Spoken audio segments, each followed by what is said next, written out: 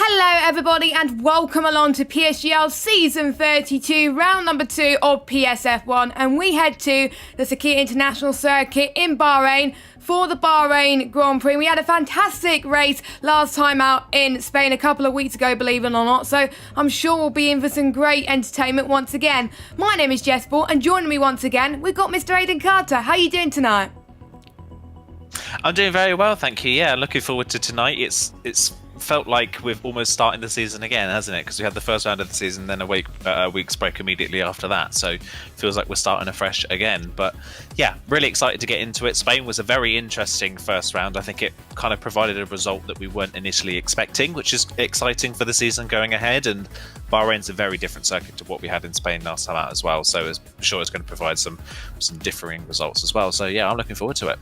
Yeah, I'm looking forward to it as well. And last time out in Spain, we saw a different race winner. First time race winner that we saw in the top tier. And it was Asacombe. The last race win he had was in Brazil in F2 a couple of seasons ago. So it's great to see him finally get the winner he deserves after so long of not getting a win. He gets the maximum points, 16 points from last time out. Rowan also had a good showing as well in second place. He finished on 12 points, and Rudy as well had a great result, managed to get up to third in the end as well. But championship favourite Legend only ended up scoring 2 points in the last week in ninth place.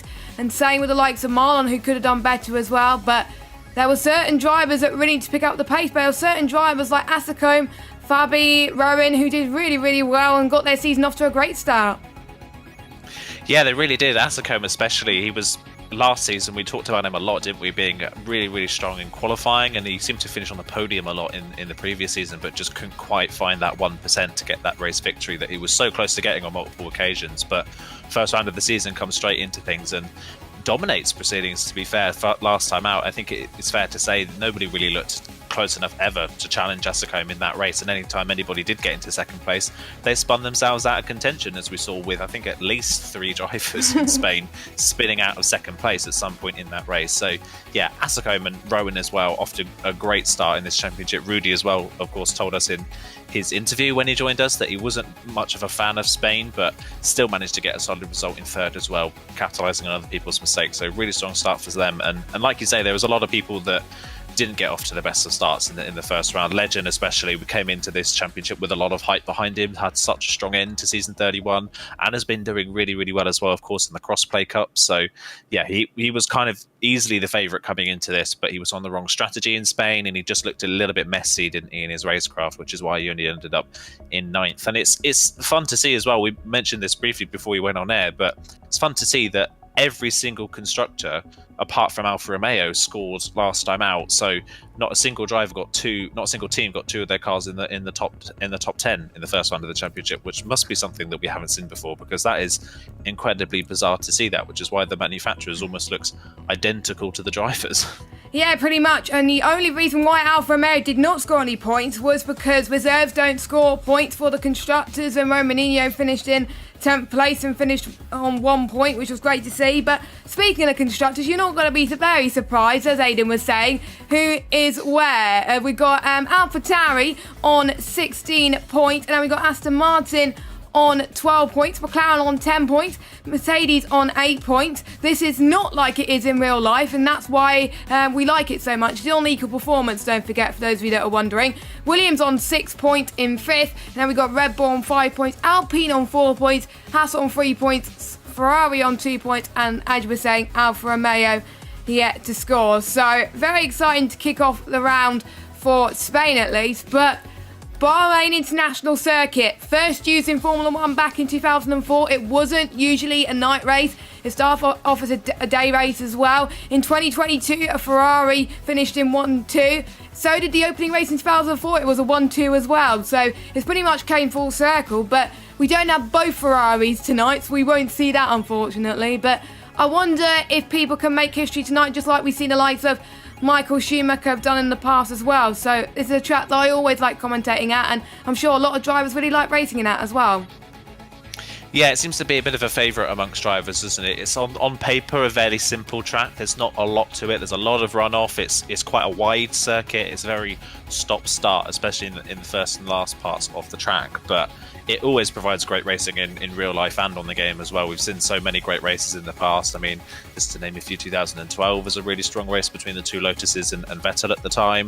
2014, of course, the first night race, we had a great battle between the two Mercedes for that win. And yeah, we've seen great races in recent memory as well. Of course, we had Haas finishing 5th and Alfa Romeo finishing 6th in the first round of this season, of course, there. So yeah, Bahrain always provides really, really interesting and fun racing. So, and like I said, it's very different to what we had at Spain. Spain's very much a driver's circuit. It's very, very easy to make a mistake, as we saw. Bahrain's not the same. This is going to be all about being in the right place at the right time. So it's going to employ different tactics tonight. Yes, it would. So without further ado, the drivers are in their qualifying session, so we may as well kick to the qualifying session. And the first driver out on circuit is Fabi, who scored some really good points last time out in Bahrain and had some great battles as well around this track. So the track is 5.4 kilometers long and it has 15 turns, 6 to the left and 9 to the right. Believe it or not, the track costed $150 million to construct. It had a university near there and the only nature reserve there as well, despite it being at the desert, which is quite an interesting fact as well. And there's a lot of floodlights, as you can see, and they were hosted in a few layouts in the Bahrain Grand Prix. We obviously had the outer layout back in 2020. Remember George Russell sitting for Lewis Hamilton due to Lewis Hamilton getting COVID. But who would have thought that George Russell would have got a win a few years later in Brazil? So there we go. That was redemption for Mr. Russell. But let's go on board with Rudy Fabi, as he takes you on a lap around Bahrain. You're heading towards turn number 1 and turn number 2. You've got to keep an eye on the downforce. A lot more downforce compared to previous iterations of the Formula 1 games as well. Turn 3 and 4 is one of the first DRS zones that you approach as well. Passing 200 miles an hour, you go 5 and 6 on exits, you go towards 5 and 6. Don't clip the curbs too much, but as we've seen quite a few times in F2, that would send a lot of people into a spin as you head towards turn 7 and 8. Again, avoid the curbing on the outside. It will cost you time for running through it. And then heading towards turn 9 and 10, the hardest braking zone on the calendar, but this game has made it a lot easier into previous F1 games, I felt, as well. And then heading towards this next DRS zone into turn 11 and 12. And this part you can really take flat out, but it does depend on the setup, on how much understeer you can take around that corner. But it is understeer central on most setups, believe it or not. And then approaching turn 13 and 14 is 19-degree right-hander, almost 200 miles per hour once again, and then heading towards the final few corners as well. We have seen quite a few overtakes around here, but not many overtakes in the past. But Fabi then in the Williams, he's going to come up to the line and see what he could do for his first lap. 1:27.9. Now pole in F2 was a 1:27.4, so I'm expecting for F1 purposes for pole to be a 1:27.3 or 2, and Asacombe has already set the benchmark with a 1:27.5. Yeah, I was riding on board with Asacombe for that lap, actually, and there's still a bit more time on the board, especially in the final sector. I don't know if his tyres were a bit hot by the end of the lap, but it was sliding about a little bit all over the place at the very end of the lap. There was Asacombe on those soft tyres, so there was definitely more on the time there, on the board at least, for Asacombe. And the driver that finished second last time out, Rowan, goes into P2, but still over 0.2 of a second behind at the moment on a 27.7. Nawalp has gone third in the Alfa Romeo, so not bad there. Nawalp was running kind of lower reaches of the top 10 last time out for Alfa Romeo before a late incident put him out of play for any sort of points in the race. So yeah, he'll be hoping to get Alfa Romeo off the board manufacturers wise as well. Marlon's retired in the pit lane, by the way. I'm not aware if he has some sort of quali ban for tonight. He may do. That may be why he has retired in the pit lane, unless he has some sort of technical problem that we're not sure of, but I'm sure we will know very soon. And just watching Nando Jr. come around the final corner in the other Alfa Romeo to see what they can do as they come up towards the line. Like I said, fairly inconspicuous start to the season for Alfa Romeo, looking to get off the board tonight, and he goes into P3. So far in qualifying, not a bad start for the Alfa Romeos, 3rd and 5th, but as per usual in the early stages of qualifying, just like it was in season 31, after the first runs are done, it's Asacombe at the top. Yes, you were right, Aidan, with Marlon having a qualifying ban due to impeding Legend in qualifying, and he also reset to track. So, yeah, not good for Marlon. That's why he's starting at the back of the grid today. So we won't see heroics from him in qualifying, but hopefully we'll see heroics for him in the race. We'll go for a few other stewarding stuff in just a moment. We have Jakita going through turn number 13 and 14 right now. He was purple just for a bit in the middle sector, but someone just came, almost came and beat that at the moment. We got, I believe, one of the other McLarens on an in-lap as well. We got Tom up to the line with a 127.6. He slots his car into P2. Another driver who I feel wants to go on the podium after just missing out last week due to penalties. Jakita up to the line, can't get into the 127s yet, but he's on the 127.009. What about Legend? Legend has invalidated his next run, so he's not able to improve, unfortunately, so he's diving it into the pit. So that's everyone's first runs done, but we got Jensen and Frankie out on circuit doing their outlap. So Ascombe on top, Tom in second, then we got Rowan and Nando separating the top four by a few tenths of a second. It was quite close, obviously, in Spain as well, so it will be interesting to see what the gap was this week. Let us know your predictions in chat. What will be the closest gap between P1 and P4, I wonder if it'll be a few Hummers like we saw last time, but we'll see. We'll see what Jensen and Frankie can do. Obviously, Frankie didn't have a better showings last time out in Spain. Obviously, he was the F2 champion from last season. He didn't settle in very well, but he admitted that it is the unknown for him. It is a higher tier than he's used to. It's a steep learning curve for him. So as long as he improves race after race, I'm sure he'll be very happy with that, and he'll surely get to the point somehow, but he'll just take time.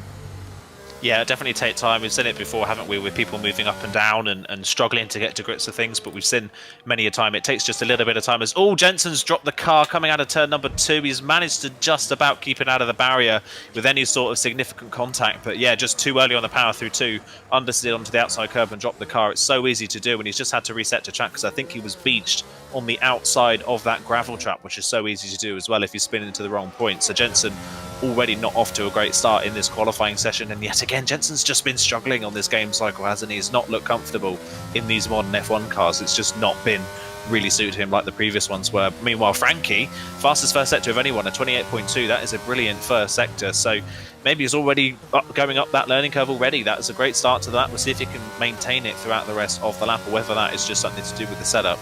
But like I was saying before Jensen's spin, yeah, it is so easy to be able to struggle in your early stages of your top tier career, and then you can improve as the season goes along. I think Markados is a prime example of that, of course. Had such a torrid start to the season last season and just got stronger and stronger as the season went on, and then last time out in Spain, despite his spins, still looked like a front runner. So yeah, there's plenty of time for Frankie to get used to things, and if he can have a solid run tonight and just maybe tap on the door of the points, that will give us some confidence going forwards. And it's been a pretty solid lap so far from Frankie. 6 flat in the middle sector. That's about a tenth and a half down on Ascombe at that point.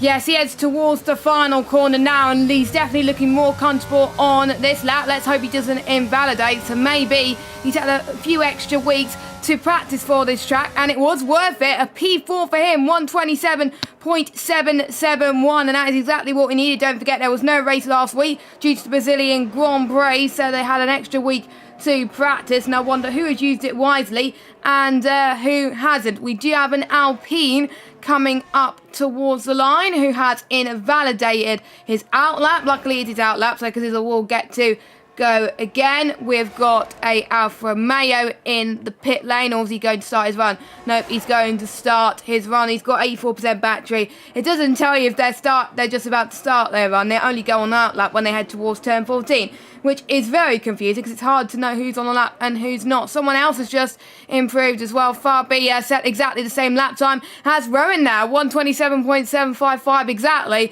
However, Rowan setting the time first, that's why he's ahead. I don't think he'll last that long. Markados just come up to the line. P2 for him. And you said that he was a front runner last week despite that spin.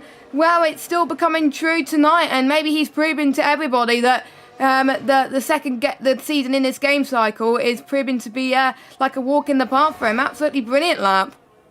Yeah, brilliant lap there for Marcos, like you say. I'm just looking at Rowan as well. Rowan's up on their time. I was on board with Asacom. He made a mistake at turn 11, which is why he's pitted at the end of that run. Rowan crosses the line, finds a 10th, but stays 4th for the time being, so can't quite get into that top 3, but still a solid lap on the board there. Tom was on a lap, but I think, as you know, he's just coming to start a lap. That little outlap problem with the telemetry on the left-hand side of the thing does always confuse me as to whether they're actually starting a lap or whether they're on one. But yeah, just seeing who else is on a lap at the moment. I think the Warp is coming towards the end of a lap in the Alfa Romeo, currently P10 as it stands on a 27.8. So we'll see if the Alfa Romeo can go any faster and climb up the field. Kazizel's gone P2 in the Alpine, so that is a good lap from Kazizel, and the Warp crosses line goes P4, so finds another 2.5 tenths and gets back to the front of the field. So it's kind of traditional top 3 based on what we saw in Spain qualifying. It's kind of who we expected in the top 3, but below that we're seeing a couple of surprise performances, I think it's fair to say. And the Warp up there all session long so far has been really strong. Fabi as well, and of course we've got Frankie up there and Nando as well, who weren't quite as featured as high up in Spain. So yeah, while it's usual suspects potentially at the front of the field, there are some people inside the top 10 that are starting off strong in this qualifying session. But Legend, I think, is looking like he's about to try and take that pole position away from Asacombe. Well, don't forget, Bahrain is a circuit where a lot of drivers will be racing out at the beginning of the game cycle in terms of career mode, my team and stuff like that. So this is a track where most people will be spending a lot of their time, and that's more like it from Legend. 1:27.481 is the pole time so far from our championship favourite. And this is a man who was looking very, very good towards the end of last season. Not as good towards the beginning of this season, but he's definitely finding his feet right now and showing why he is the championship favourite so far. We've got Jensen, who is invalidated again, so another driver that is struggling. The Maya, a man who also spun quite a few times, he's up to 6, so both Red Bulls doing very, very well. We got Tom, who's going to cross the final corner, who is down, so he's backing off, so he's going to go into the pit, unfortunately. We got Nando, who's starting his run. We got Rudy coming across the line now. He goes up to P2, so we got a Talent Factory 1-2 right now with Legend in P1 and our podium sitter from last time out, Rudy, in P2 in the McLaren, which is great to see. Had a very strong season last season because he got moved up from F3 and was the F3 champion. And he's also seemed to be having another strong start to the season again. But this time he's hoping to make all races this season instead of missing the first one. So already the two TF boys are on the strong footing at the moment. Asacombe is in the first sector at the moment. He's probably one of the only men that can potentially beat him. Maybe Tom or Marcados as well. But 28.1 first sector. He's only a few 100s up. Not as fast as a Legend and Rudy is. But we'll see how Asacombe improves in this middle sector. Yeah, we'll see what he can do in the middle sector. As I mentioned on his first one, it was kind of the last sector where I think he lost most of the time on his first one. But look at that, keeping it in 4th through turns 9 and 10. He's running a much higher gear. Most people would go down to the 3rd by the time they reach the apex of turn 10. So Asacombe's obviously trying something a bit different with this car. Rudy obviously mentioned to us when he was in the interview room last time that this calendar doesn't really suit him. But Bahrain is one of the tracks that he is more favoured to for this season. So you would expect Rudy to be at the front tonight. He still got a good result last time out, but he had to, of course, he kind of benefited a lot from other people making mistakes around him rather than it being on raw pace. So yeah, this will be more likely to see Rudy at the front based on pace tonight, but we'll see what Asacombe can do through the final corner. That looked very neat and tidy all the way on the curb there. That is lovely, using all of the road but not going over the limits as he crosses the line, and it's a 27.2. And he puts another 2 tenths on the field. Asacombe is off to a stunning start this season, isn't he? Just when it looks like he's got a challenger for pole position, he again goes and puts 2 tenths on the field, which is a brilliant lap time, as I think Ray in the other AlphaTauri just improved to go P11. There we go. I did predict that pole will be a 1:27.3 today, and Asacombe has just proved my predictions and theories wrong by going a tenth quicker than my prediction, which shows how the track evolution is improving more towards the middle half of this qualifying session. But we'll see if anyone can improve on the final half. Frankie up to the line, P8, solid lap time from him. If he can get in the points like you were saying, that will be our start his run then. And then I think, yeah, it will be one of the Williams up to the line, but it won't be Louis because he's retired in the pit lane. So we'll catch everyone on board their final runs then. So we'll watch Fabi first, heading towards the middle sector. So we'll see what they could do. Apologies about the stream. It had a little bit of an issue for a minute. Hopefully you guys can hear us again. If not, just let us know. If if you can hear us, just let us know as well. Fabi up to the line. What can he do? 127.531. Fourth place for him. Alfa Romeo, who's bottom of the constructors at the moment. Well, Norp has unfortunately invalidated. Nando's on the middle of his run, but we'll see what the Alpine drivers can do. I think it's Kazizel up to the line now, and it is P4 for him, so pretty decent. Another one into the 127.5. We've got a Mercedes, I think that's Tom up to the line. That was P3 for him. Pretty decent lap from himself as well, as Rudy unfortunately was not able to improve. He's binned it somewhere. Markados doing exactly the same thing. We got Legend then, the one who could topple Asako. Well, he's not toppling Asako because he's in the pit lane. Markados, who is coming up to the line now, he wasn't able to improve on his run. I think that is it for the end towards the end of qualifying, unless Jensen can do any better. No, Jensen can't do any better. He has unfortunately invalidated his run. So that is it for qualifying then. And once again, Asako on top. Yeah, Asako on top. That's a shame a little bit about the stream dying there, but it didn't matter because it was a bit of an anticlimax to qualifying, wasn't it? Because yeah. Nobody really improved on their final runs. Tom was the only one to really make any significant progress up the field on their final run. So congrats to Tom at least for putting in a good run at the end of that session. But yeah, every other driver made a mistake. Asako had a big wobble coming out of turn number 3 on his lap, so he pretty much backed off immediately. I didn't see what went wrong for Legend's lap. Rudy invalidated on the exit of turn 13, which is why he wasn't able to improve as well. And yeah, it's just a bit weird, isn't it? We kind of see this a lot now, where people seem to get their best runs in on their second run and then give it all out on their final run and never get a time in. So it's kind of becoming commonplace now, which is a bit of a shame. But second week in a row, Asako right at the front of the field again in qualifying, and by 0.2 of a second around a track like Bahrain, considering how close it is from the rest of the field. I mean, Legend down to Markados from P2 to P10 is just over 1/10 of a second. So to put 0.2 on the field, that is again another strong statement from Asako. Yeah, definitely. And if he can continue his consistency like Denerko last season, well, he could be early favourite for the title before Legend. So we got Asako, Legend, Tom, Rudy, because it's all your top 5. Not as close as last week, but they all separated by just under 3/10. Then we got Fabi, Rowan, Brock. They're quite close together. We've got Elia and Markados, your top 10. Then we got Nawalp, Namaya, Frankie, Nando, Ray, Chiquita, Louis, Jensen, and Marlon. Obviously, Marlon having a qualifying ban. But before we head to the race, no formation lap, of course, let's have a quick word with our title sponsor, GT Omega. We will see you in just under 30 seconds.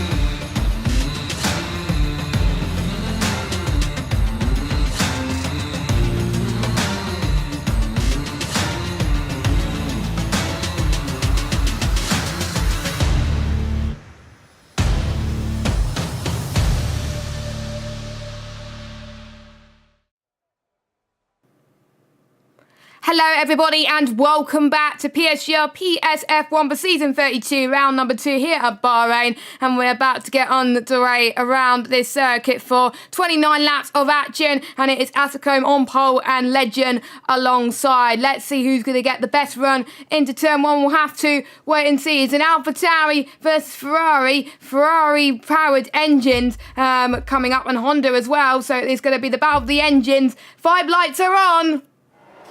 And we are underway here at Sakir. Asako has got the better start, but we'll see if Legend will get the better run heading towards turn 1. He does not, but he may get the switch back here round the outside. We also got, I think, one of the Alpines having a bad start. Rudy's had a good start, though, up to 4th, but Legend takes the lead into turn 3 away from Asako. So it's Legend that leads from Asako, from Tom, from Rudy, and we got Tom and Rudy going side by side once again, heading towards turn number 4. I think Rudy's got the inside of Tom, and I think we've got a few people going off in the background, but it's nice to see some battling happening near the front as Tom managed to get back at Rudy there. We thought Rudy had him, but Tom was like, nope. As there is some contact in the background. Elia and Chiquita's had some off, so I think so. Bahas drivers not having a best of days. We've got Nando and Jens going side by side, heading towards 8 and 9. That's very, very hard to try and get the moves done there as well, but Jens just about covers them off, and Jens already up to P14, so he has had a good start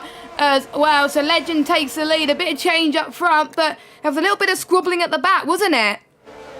Yeah, a lot of squabbling coming out of turn 4. They were running 3 wide, I think, into turn 5, and that was just never going to work. And unfortunately, both Haas cars in a spin. Nemaya collected in the aftermath as well, has a damaged front wing. So trying to recover after a poor result from Spain is not going to work here tonight for Nemaya unless there's a late safety car. That's going to have to be an early pit stop. And such a shame as well for Haas. Elia managed to get inside the top 10 in qualifying, and that's all undone immediately at the start of this race. So yeah, horrible start for Haas. Not a great race so far for Red Bull now, with Nemaya at the back and Marlon not gaining any positions on the road, at least, to the drivers in front. So going to be a long race for both of those teams. But yeah, fair play to Legend. It was a forceful move down the inside of turn 2. He left Asicombe no room, but he got the move done, and he's into the lead of this race. Now can Asicombe come back, as Warp, I think, has had a spin potentially coming through turn 1, or has he missed the corner entirely? It looks like he went straight on potentially at turn 1, and Nando's going to get past Jensen and his teammate in one go coming out of turn number 3. So Nawalp, another driver, a strong qualifying, but a mistake at turn 1's put him down the field, and he's now down to 15th position. So a lot of drivers that had strong qualifying is making only mistakes.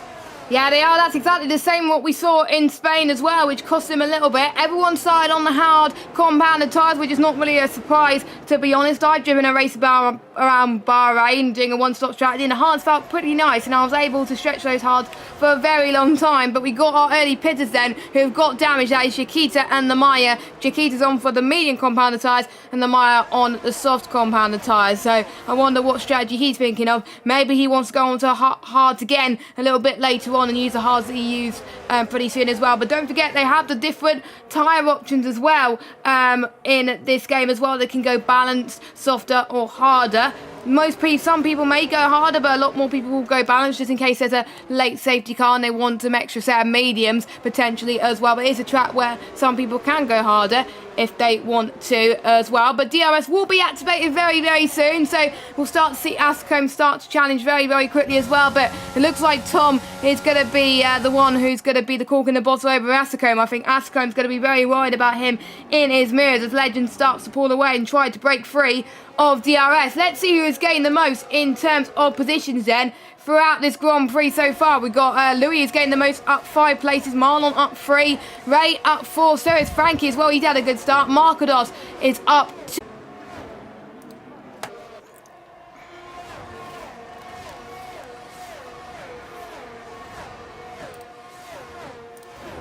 Right then, apologies about that once again. We're very, very sorry about that. I don't know why OBS is just having an absolute fit tonight, but hopefully it should fix itself, fingers crossed. We do apologise about the technical difficulties this stream, but we are back for PSF1 around Bahrain, and it's still Legend that's coming out on top. The top 5 pretty much remain unchanged so far from everybody, but they're now heading towards turn number 10 now, and we're starting to see a big DRS train start to form from P11 all the way down to P15 as Marlon actually tries to get past Nawalp up into P15 on the road so far, as Marlon's looking very, very impressive for him so far with his performance, but as he gained 4 places. But yeah, I think there's certain drivers that will really need to step it up, but it is Legend that's managing to keep Asicombe at bay at the moment, and that's very good for the championship, isn't it? Yeah, it definitely is for the championship, and this is already, we're only 5 laps in, of course, but this is the start to the race that Legend needed after what happened in Spain, of course. Alternate strategy, had a bad start, never really recovered from it, and made plenty of mistakes as well. So he needs a mistake-free, solid run tonight to get his championship campaign underway. But you can tell pretty much everybody in this train is on, well, above 60% power, ERS power at least. The only driver that's below 60 inside this top 10, I believe, is Kaziza. In fact, further down you get, the lower they get. As Ray's off the road at turn number 1. He's well off the road at turn number 1. I'm not quite sure what that is about. He's waiting for everybody to go past. I'm not sure if he's got some sort of issue or whether he's had contact, but Ray now down to the back of the field. So that's some sort of incident that he's potentially had. I think he was running in P11 before that. So yeah, some sort of incident there. We'll have to wait and see what that was all about. But yeah, Ray now down to the back of the field. And Ray had such a strong season last season, didn't he? First season in the top tier last time around. He had a really, really strong season, was running winning around his teammate Kaziza all season long in the standings. But this season so far has really not got off to a good start for Ray at all. It's been a bit of a horror show. So that him and that AlphaTauri don't really seem to be gelling all that well. Yeah, I think because he had a strong showing in F2 and then got promoted into F1, really boosted his confidence. But now he's in F1 for the whole season. He really, I think, started off not very well, and it's just really not helping him a little bit, as Ray has unfortunately left the session. So I wonder if he's disconnected a little bit. So hopefully he can join very, very soon. And he is ghosted my end. Yes, he is ghosted my end, unfortunately. But let's see if his teammate can do one better than he is at the moment in P1 as they head towards turn number 1. Again, because you're in a DRS train, you'll be saving the ERS going towards turn number 1, and so you don't want to be using it too much, because otherwise you'll have less to attack on when you make for the move, and then when you actually try to defend, you have less to defend with it as well, because Legend will use a lot to defend with as well. Markados trying to go for a move on Kazidal down the inside into turn 4, and that looks very easy for the Williams driver as he's up into 7th position right now. He's having a much better showing than the start of last week, but surely he wants to gain a little bit more place than that if he wants to get near the top 5, I would say. But he's not that far behind Brock either. The tyres might be degrading a bit more on Brock's car. It may be also depending on the setup as well, with the tyre pressure. They want to try and run it as low as possible, especially these temperatures are very, very cool around Bahrain at this time of night, even though we are at the desert. But they will be in hot climates in the car at least, so they'll be finding it extremely difficult. Not as much as Singapore, of course, where they can lose a lot of sweat in that car, I have to say. By the way, they're working so hard as well, but we shall see. Not much is happening at the moment, not much overtaking due to DRS, but Tom's using a bit of ERS just to stay in this DRS train. But I think the only chance people go for the move potentially is we probably potentially see Asacombe on the back of Legend. As soon as he makes a move or makes a mistake, everyone else will probably follow suit. But Rudy's looking very, very good on the back of Tom.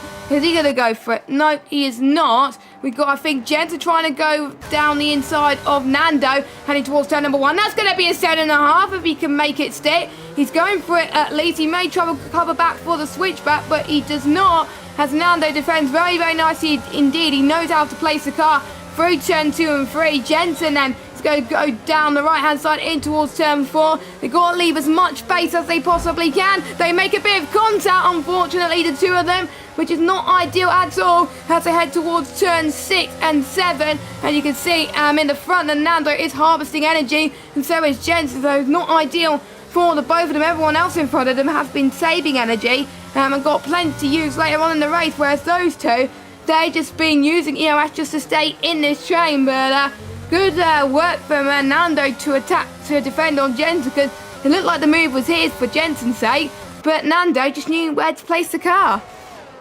Yeah, solid defence in there from Nando. We didn't fly all over the road trying to defend it. He knew we could get a better run around the outside and decided to use that rather than driving all around and darting all over the place trying to find the inside line. So solid defensive driving there from Nando, but you can tell Nando and Jensen are pushing so hard at the moment and using up so much ERS to stay in this train. So the second they drop out of DRS range, which Nando is about to do right now, you fear they're just going to get dropped from this train, aren't you? Because they're really struggling to keep up with the drivers in front. We've just seen it with Nawarp Marlon. They've just dropped out of the train a couple of laps ago, and we've seen how far they've fallen back.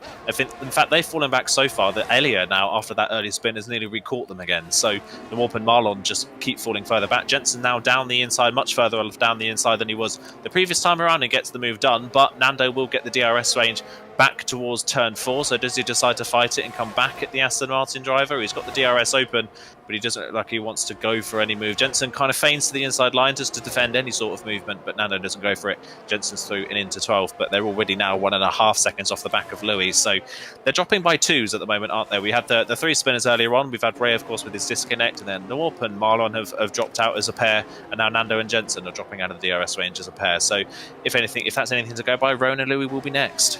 Yeah, potentially as well. I'm almost certain that Rowan's going to be on the defensive, and he's got to show that, obviously, that if Jensen can attack, then Louis can potentially attack as well, and Rowan will just need to have the wake-up call that he needs. Rowan finished in 2nd last week, and he's only in P10 at the moment, so not the races he would have liked to be at the moment. He's dropped down 3 places, so he's the one who's lost quite a bit in this top 10 so far. And don't forget, the top 10 do score points in PSGL, and with first place getting 16 points, which makes things even closer in PSGL, and obviously second place gets 12 points, so not much of a difference, not much of a gap. And when we head to the end of the season, hopefully the championship will be decided when we get to the final round. So We'll see if Louis is going to launch the attack on Rowan, but this time I think Rowan knows what Jensen did, so that's why he's definitely pushing at the moment, as Rowan has got plenty more ERS to play with as well. So if he sees Louis attacking, then he can go on the attack ASAP. So it looks like Rowan is not using much ERS at the moment, neither is Louis, so I think they're just going to play it safe for now. You can already see that Nando's still on the back of Jensen, and Jensen's still struggling to get in that DRS train. So I think with them squabbling too much, that definitely costed them a little bit. Speaking of the ones on the soft tyre and the Mire seems to be struggling a little bit. The tyres start to wear out, I think 6 or 7 laps on these soft tyres as well, so he's going to come in very soon, maybe for set up the hard compounded tyres to get to the end of this Grand Prix. There's no way those softs will get to a stage where you can go on the medium compounded tyres. Chiquita on the mediums, not doing so well either, so they've got a lot of work to do. They've had a horrific showing so far in this race, but if I were any of the drivers, what would you think about doing, the undercut or the overcut? It's hard to say. I think either way is a good shout, but I think with how, considering Jensen now with no ERS is back in DRS range of Louis, that goes to show that everybody in this field is really playing it safe. They're not pushing at all. Really, I mean, at the front of the field, Legend has 90% ERS, and Asacom has even more than that. So the front of the field really are not pushing it at the moment. They are keeping it very calm. They're not using their ERS. They're not going anywhere near as fast as they potentially could. So I think if you can get to maybe lap 16, maybe even 15 if you're feeling brave, pit for a set of mediums and do the undercut, you could be massively faster than this train. If you're someone maybe like Rowan, who's not had the best of starts like you mentioned earlier on, and he wants to get a bit further up, if he pits at 15 and really pushes on his outlap on the medium compound tyres, with how slow this train is, he could gain 3 or 4 places in a lap. So there's definitely potential in doing the undercut. The only problem is you don't want to do too big of an undercut, because as we've seen Mire pitting now on the soft compound tyres, the tyre wear is quite large around this track. While they're on the hards right now, the tyre wear is pretty big. The tyre temperatures aren't too much of a thing, but the pace fall off in these tyres can be pretty drastic, especially of course because there are so many traction zones around this track. So you don't want to pit too early for the medium compound tyres, because you risk them falling off completely at the end of the race, and if they do, you are a sitting duck down the many DRS straights. But if you can come in a little bit earlier than your rivals and keep the track position at the end, with how slow the pace is right now, you could gain a lot of places in just one lap.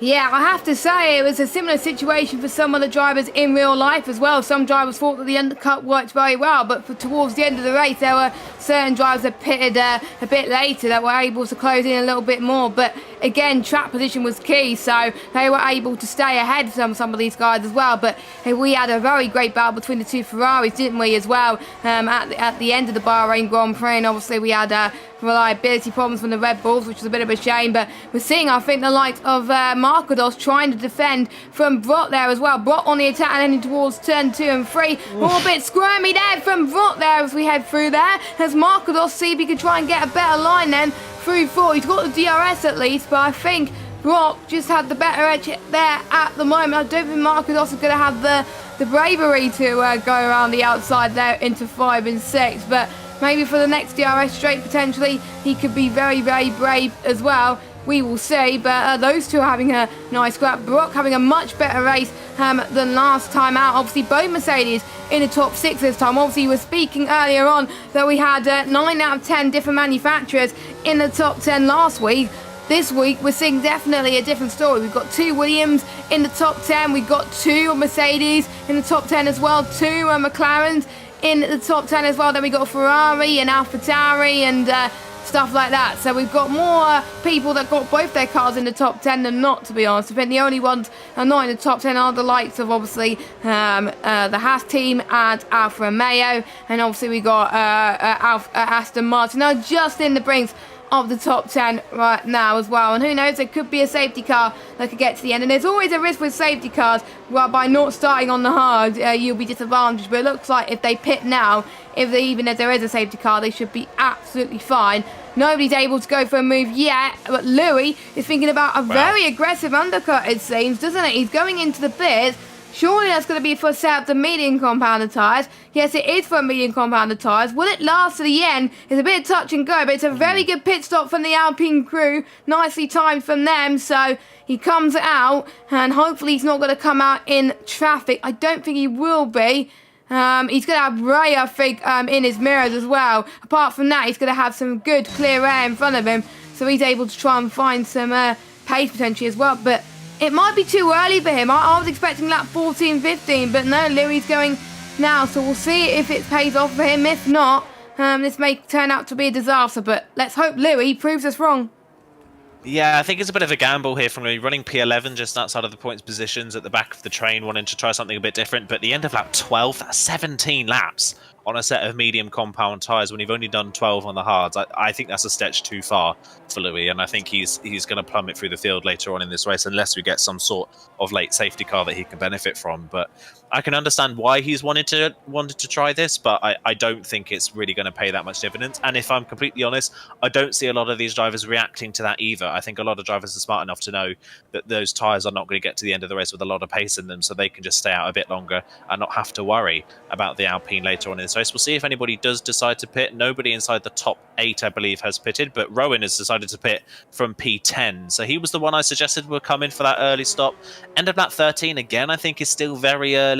I think he's still potentially going to be under risk later on, especially if we see some of these drivers stay out to about lap maybe 16 or 17. You could see them be a lot faster later on. So yeah, still early for both of these drivers. So we'll see what they can do. Elia, to me, is the only one that makes sense being this early. Who's at the spun? Asacome's gone round. Asacome's round.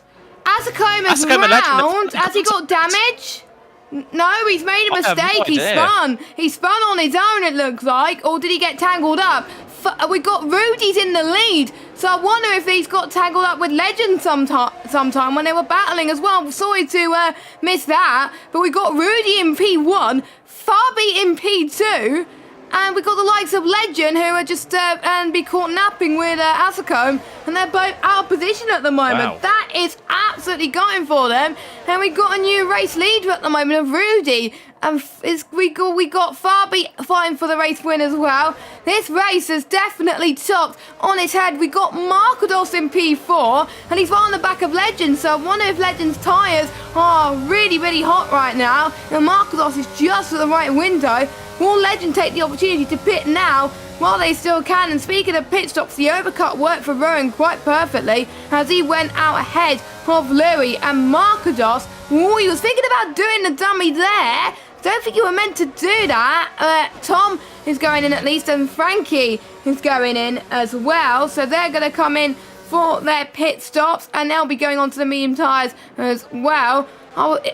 Well, to be fair, Ascombe was lucky he didn't get any damage from that. Any visible damage, at least at the moment. But I would have liked to see from their POVs what happened, because surely it would have involved both of them with the likes of Rudy now leading this race.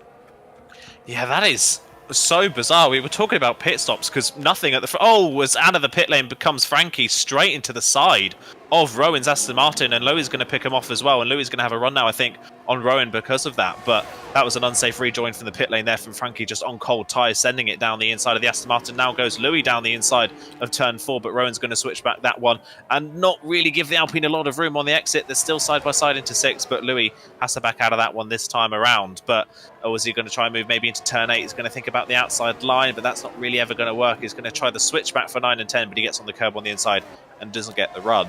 Yeah, as I was saying, nothing was really happening at the front of the field. So we were talking about pit strategies, and then all of a sudden, Asacombe and Legend seem to have crashed into each other while racing each other all of a sudden, when they weren't racing each other at any point before that. And Tom, unfortunately, got caught up in the aftermath. I don't know if he had to avoid the incident or something, but he dropped 4 places in all of that as well, which is why Rudy now leads this race all of a sudden. Rudy must be thinking Christmas has come early, as in comes Fabi into the pits from 2nd place. Brock and Kazizel are also in as well as Jensen. So we've got the majority of our top drivers now into the pit lane. Now, I think that's a smart call from Fabi now. I think these tyres from here on out shouldn't be too bad towards the end of the race. And if he's in second, great opportunity for Fabi to be leading this race going into the second half. So yeah, one corner that we completely missed because nothing was happening before that, and it's completely changed the complexion of this race now. So I haven't got a clue what is going to happen beyond this. It's going to be a very interesting race. But yeah, Rowan coming out of the pit lane, considering it's a 2-lap undercut for Rowan, he's not gained a lot at all. He's behind Kazizel still. Of course, he's past the likes of Tom and Frankie because they were caught up in that little excursion. But Rowan is still only just ahead of his teammates. So they've not really gained much from that, as I think Elia has spun again. Yeah, Elia's gone around again at turn 2, so Haas's race goes from bad to worse. Yeah, unfortunate for Elliot there as well, as there's some yellow flags there in the distance as well, so it won't be surprising that he will struggle towards the end of that race. Nikita's in for a set of the medium compound tyres as well, but I wonder what Rudy is thinking now that Fabi has pitted. Now, we know that obviously Rudy and Legend are quite quick. Maybe they would use each other for a little bit of slipstream. I know they are in the same esports team, but they're on different manufacturers as well. So I wonder what they're going to be thinking in terms of them in the party. Will they be helping their own esports compatriot ours? I believe both of them going to the pit lane onto a set of the medium tyres. I'm sure everybody else will follow suit. Yes, Markados follows suit as well. Ascombe stays out and takes back the lead of the race, but not the net race lead, of course, because he's yet to stop. I think he's the only one yet to stop. So we'll keep an eye on Fabi. He's going through the final corner now, and we'll keep an eye on Rudy as he heads towards the exit of the pit lane. It's going to be closer than we thought with the likes of Fabi and Rudy. It may be, I think, the same gap as before. I think Rudy will be in the lead of this race. Yes, he will, but Fabi's a lot closer than he was before, so that overcut worked quite well for Fabi, and he could actually take the race lead from Rudy down. He goes to the left-hand side on turn number 4 as well, and then he goes round the outside of Rudy, and he's going to take the lead of the Grand Prix. Yes, he does. So Fabi, with the undercut that he was looking for on the warmer tyres, takes the lead of the Bahrain Grand Prix whilst Rudy's warming his tyres. Excellent stuff so far. Well, he's your net race leader because Ascombe is obviously leading at the moment, but he's got to make sure he increases that gap so he can make sure he stays in the lead when Ascombe pits as well. Ascombe's got to lose a lot of time, by the way, when he comes into the pits, but wow, Fabi must have a new lease of life in the second half of this game cycle, because it didn't look like it at the first half of the game cycle in season 31. He must be loving this game, and he did say he wanted a podium. He said on Twitter to me, I think a few weeks ago, I think after I was interviewing the likes of Rudy, he was like, you better be interviewing me at some point. Maybe this could be the night. It could be the night, definitely. And the thing is as well, Rudy and Legend burnt so much ERS on their in-laps that they're now running down at about 5% maximum for both of them. They're not running with any ERS, and Fabi's managed to save just that little bit more, so he's not derating down any of the straights, and because of that, Rudy and Legend have dropped out of DRS range to the drivers in front, so that's going to make them sitting ducks down the straights as well, because Zizzle can get close enough to Legend, he could get a move on and get into 3rd position. Ascombe coming out of the pit lane after his pit stop's going to come out right beside Frankie and just ahead of Jensen, but Jensen's going to go around the outside on those warmer tyres and up into 9th position. Just to prove as well that early pit stop for Louis did not work at all, he's still in 11th place after all of that. So, yeah, it's not worked at all for Louis, this very early pit stop. So, Ascombe now on the freshest medium compound tyres, trying to recover after that early incident. But I wonder if there's going to be some sort of investigation, Stewart's investigation into that, because to take himself, Legend, and Tom pretty much out of the running of this race, maybe not Legend. Legend's the only one that still survived that with any sort of decent result intact. But Ascombe's now 10th and Tom is now 13th. That is... yeah, I wonder if there's going to be some sort of investigation into that. Of course, we didn't see the incident, so we don't know who's at fault, but it's going to be interesting to see what comes of that, because it was such a huge incident for this portion of the race as well, when it's completely changed the complexion. So now it's a case of, can Rudy save up any sort of ERS to challenge for the race lead again, or is Fabi just going to keep the ERS that he's got, save it, and use that as his way to keep pulling away? Because as much as Rudy wants to gain in the corners, because he's derating, he's just going to lose all that time again in the straights. Yeah, look at that. Fabi's already broken DRS from Rudy, so Rudy's not going to gain any DRS at all, and that's really going to help Legend really close in on Rudy, because Legend is going to be one chasing down. It's the Rudy train at the moment, all the way down into P13. That's not what you want, and yeah, I'm almost certain that it will be investigated at some point, and we will keep you up to date with all any Stuart investigations next week as well. That was very close for Kazizle there, almost losing the back end there into turn 2 and 3, but I think he's a little bit further behind Legend to do anything about it so far. And I'm looking at Fabi's ERS at the moment. He's almost run out, but Rudy is on 5% as well, so I think he's pushing even more to get within Fabi, but it's just not working. So out of the three, the one who's faring the most better, it's pretty much Fabi with his DRS at the moment. Cazizzo on 30%, so the top three keep squabbling. Cazizzo will be there as well, and there's people in the chat saying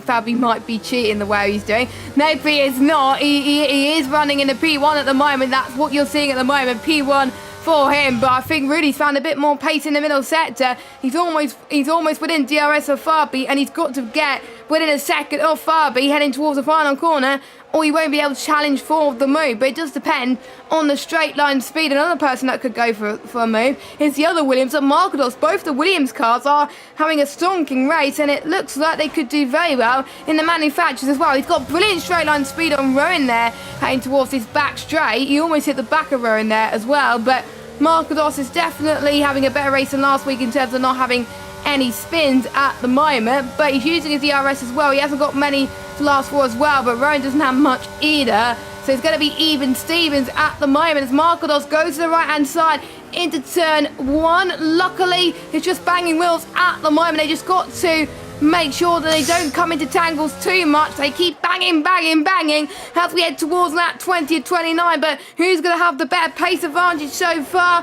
Heading towards turn number 4, they're still going side by side. It does remind me of the Lewis Hamilton and Nico Rosberg when they're still going side by side there, heading towards turn 6 and then heading towards turn number 7. It looks like the likes of Rowan have the advantage on Markados, and Rowan keeps that P6, but Markados definitely put up a brilliant fight so far. And whilst we were talking about this fight, Rudy's now within DRS of Fabi in P1, so Rudy's now going to go on the hunt to get that race win. So I wonder if Rudy was saving on his tyres for the right moment. It's all Tom has had a bit of a moment, it looked like, as he lost position, but he's going to fight back on Nando, heading towards turn number 12. My oh my, this is very risky from Tom there, and he does it. He's back up into P12, and he almost hit Nando in the process. There's so much battles happening in the space for a few laps. It's absolutely insane.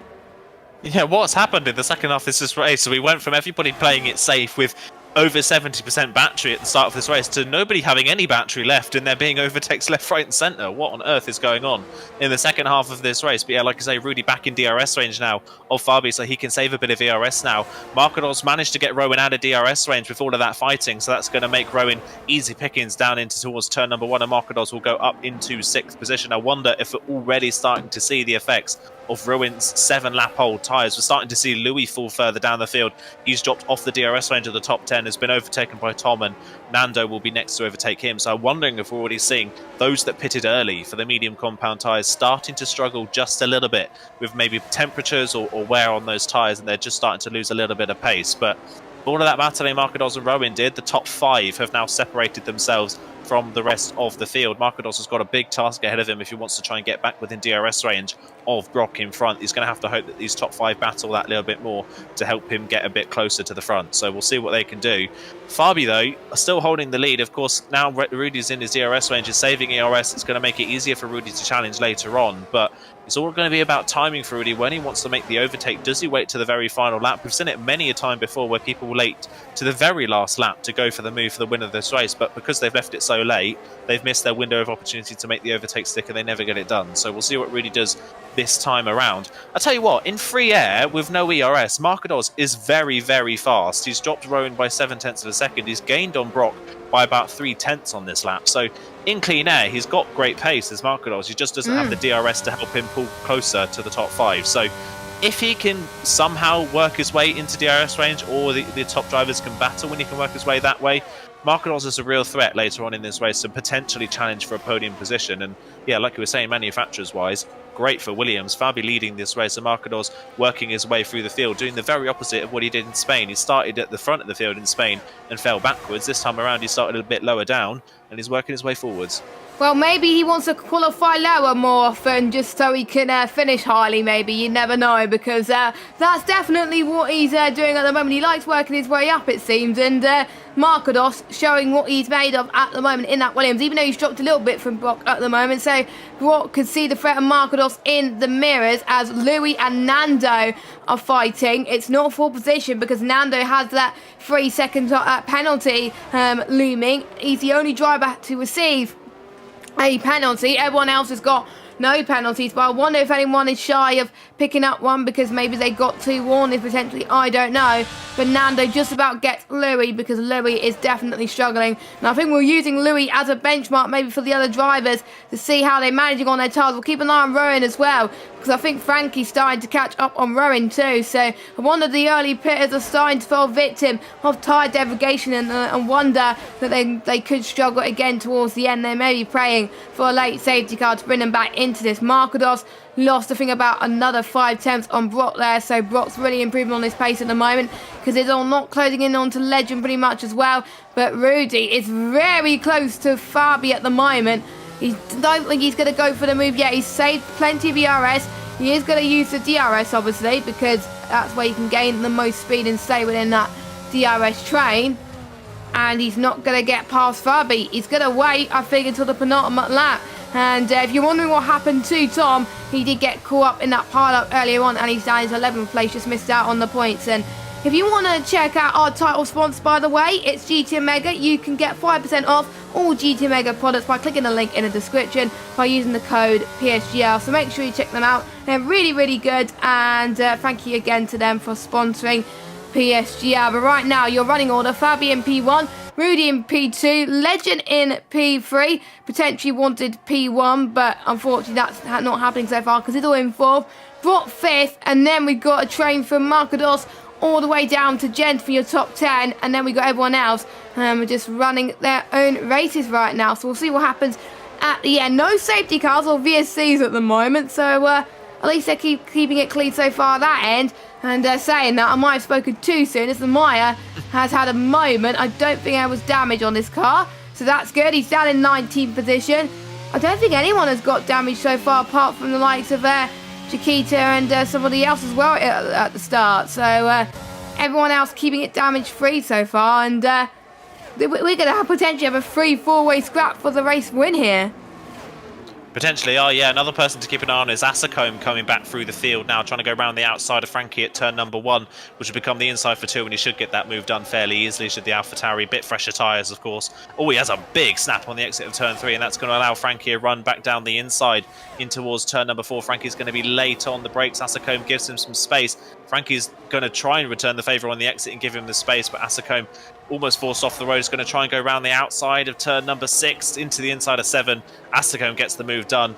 Aggressive but fair racing between the two of them. But Frankie, that wasn't smart from Frankie there, diving down the inside of turn number 8 and shoving Asacombe completely off the road. That's going to allow Jensen to have a run now on the McLaren, and Frankie can't holds onto the place for the time being. But yeah, that was silly. It was fair. It was all fair and square up until that point, and then yeah, just a bit of a desperate dive there from Frankie down the inside of Asacombe, forces Asacombe back down to 10th, and all the places he just gained in the last couple of laps is gone. And Frankie, of course, with that move, has dropped out of the DRS, went to the drivers in front. So yeah, I think that's only going to hurt him later on in this race. And Asacombe, if that first incident wasn't of his own fault, was of somebody else's fault, then Asacombe's going to feel very hard done by after this race, because that was a bit of an unfair move there from McLaren. Yeah, it was. I'm almost certain that Frankie's going to get penalised for that, unfortunately, and it's not going to help Asacombe's cause as well. It's not going to help the championship, with Rudy getting 2 podiums so far in a row, all things considered, because obviously he got 3rd last week. He's getting a 2nd this week. He could be leading the championship going into the 3rd round, which will be great to see, as unfortunately we have a retirement in the pit lane, and they are encouraged to obviously do the whole race, but Noah has had a bad race so far, so he's decided to give up. But at least he's done the right thing and not retired on track. But meanwhile, we got Jensen, who is really on attack from Frankie once again. This could be not ready for position, obviously, if Frankie gets a penalty, but Jensen's got to pretend, obviously, that Frankie may not get a penalty. We also got Rowan fighting with the likes of Marcados as well, so I wonder if Marcados is struggling with his tyres as well, so that could be interesting to see as well. And I believe we've got Namai and Ray fighting in the background as well, 2 of the sister teams with AlphaTauri and Red Bull fighting in the background, which is really, really great to see at the moment. Let your predictions be known in the chat. Is Fabi going to win? Is Rudy going to win? Is Legend going to win? Or is it somebody else? You never know. Like we saw earlier on in the race, we could see someone who was 4th, which was Fabi, go on to take the lead. We could see the likes of Kazizel. So Kazizel is in a very prime position right now. Same with Brock. If any of the top 3 make a mistake, Cazidle and Brock could pounce and maybe get 1 and 2, but anything can happen. We're about to approach lap 26. Fabi's increased the gap even more. I'm starting to wonder if Rudy's going to ever get the move done on Fabi. Yeah, he's leaving it late. He's saving his ERS. Fabi can't do the same, of course, at the front of the train. Can't save that ERS, otherwise it'd just be a sitting duck in a straight line. Is further down. Jensen's going to get the move done on Frankie down the inside into the hairpin, but goes a bit deep on the brakes, so that's going to give Frankie the opportunity to have a run back at the Aston Martin down towards turn number 4.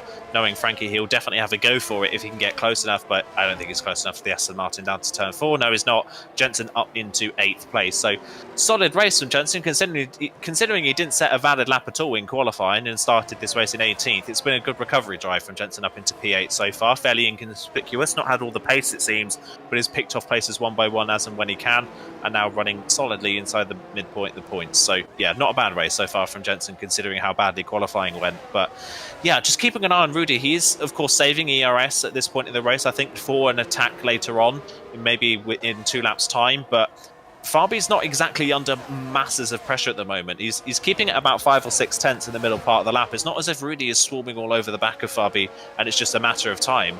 It's a case of Rudy's going to have to be at least close enough to Fabi to be able to use that ERS to get closer. So it's going to be interesting. It's definitely going to be interesting to see what these drivers do in their battle and how late Rudy decides to leave it. Because, of course, if he goes for it now, there's every opportunity Fabi could come back at him. But if he leaves it too late, then he could miss his opportunity and never get the overtake done. So, yeah, we'll see what he can do. But yeah, I think he might be going for the move now. Actually, here he is. He's going to go down the inside. That was a bit of a late move there from Fabi, but Rudy down the inside should get the move done. Fabi's going to try and hang it round the outside and have the inside for turn number 2 if he can hold on to it, and he does. They're still side by side on the second straight, but Rudy's going to have the DRS down towards turn number 4, and that should put him ahead of the Williams, and it does. Rudy is up into first position. Fabi down to second, but crucially for Fabi, he's managed to stay ahead of Legend. So if Fabi can leave it another lap, he can save up a little bit more ERS and re-attack Rudy for the win of this race. Bring it on, Rudy. That was absolutely incredible move that he was going for right now for the lead of this race. He left it at the perfect opportunity, but maybe he should have left it at the penultimate lap as well, because Fabi has potentially a few more opportunities to try and get the move done on Rudy and also Legend as well. So, you know, I mean, we'll see how it goes towards the end of the race, but I think Rudy may have done it just a little bit too early. But if this does work for him, then Rudy could be on course for the first win of the season, and we could have 2 winners from 2 races, which will be great to see as well. And Rudy obviously winning last season as well, a few races, so he's looking to add another win to his tally so far, but this time he will be leading the Drivers' Championship. I don't think they'll be leading the manufacturers. I believe that will belong to likes of the Williams team, because they have both their cars in at the top 10, both Aston Martins in the top 10 as well. Fabi not pushing too much, but the person that is pushing is Legend. Legend's going to now go on the attack now and do the same move as what Rudy did as well. As all were caught napping a little bit as well, as Fabi goes to the left-hand side. He's trying to go for a different route because it didn't work last time out, and that's really going to help Rudy out with those 2 squabbling a little bit there as well. But Legend looks like he's going to get P2 from Fabi, and yes, he is. And now Fabi is being left to dust because he's now got Cazidle all over the back of him as well. So the ones on the fresher tyres, Legend and Rudy, have both overtaken Fabi, and Rudy's now broken DRS of both of them. So this is really helping Rudy, but it's not helping the likes of Legend or Fabi, who wants to get this race win. I think this is Rudy's to lose at this rate, because Rudy has definitely pulled all the right stuff at all the right places, and Legend's now starting to pull away from Fabi. Cazidle could still P3 from Fabi. I think we can see an exciting end to this Grand Prix, and make sure you stay tuned. Yeah, it's going to be very exciting for this final lap, but I think that little battle there between Legend and Fabi could have just solidified Rudy this race win. I think no ERS for either of them. Legend is in DRS range, but with no ERS being 9 tenths back, he's not going to get anywhere near close enough down the pit straight to make a move. So I think Rudy's got this one in the bag if he keeps it clean on this final lap. That was an aggressive move from Legend down the inside, so late on the brakes, just got it stopped. kind of didn't leave Fabi a lot of room, but it was fair enough, I guess. He was on the curb, Fabi. It was almost completely off the track that he was forced. It's further down. Rowan gets back past Markados for P6 on the road, so he's up now inside the top 6 once again on those old tyres. So they've actually survived not too bad as Markados hits the back of Rowan actually at turn 1, and they make a bit of contact, but smartly for Markados, he backs off of it and doesn't re-overtake the Aston Martin. So that's fair sportsmanship there for Markados to not go for the move after that contact. And as predicted, Legend was nowhere near close enough down the first 2 DRS straights. I think if Rudy keeps it clean, he's got this one in the bag, and it'll be his first win of the season and the championship lead, of course, as well. And it's a solid drive as well from Legend. Obviously not the result he would have wanted if it stays like this, but it's still a P2, and compared to Spain, that is a massive improvement. Yes, a very massive improvement for him, and it just shows that one race doesn't define your whole season, and that's what Legend's got proving here today as well. But Rudy driving absolutely phenomenally today as well. The same with Casizzle as well. Shame about Fabi there as well. Could have been the race win for him, but still, a podium could still be his as well, and that will still be a very great achievement. 2 really great point finishes in a row for him. We're keeping an eye on the fuel usage as well as they head towards the final sector for the final time. And really doesn't even need to use the ERS because he knows that the straight line speed he's got, he will stay ahead of Legend, but he's going to use it for the fun anyway, as there's yellow flag and there's Alpine that's been it, but Rudy came across the line and he wins in Bahrain to take the second win of the season. Legend in B2, Fabi in 3rd, he gets his first podium, Casizzle in 4th, Brock in 5th, Rowan in 6th, Markados 7th, Jensen 8th, Frankie 9th, and Tom in P10 gets your final point, and Asacombe fails to score a point, but Marlon had a good showing in P12, and we've had 2 different race winners so far, and Rudy, I believe, will take the lead of the Drivers' Championship after tonight. He will, yeah, with that 3rd place finish in Spain, of course. Only podium finisher in Spain to repeat a podium here in Bahrain. So great start to the season for Rudy. 2 podiums in 2 races.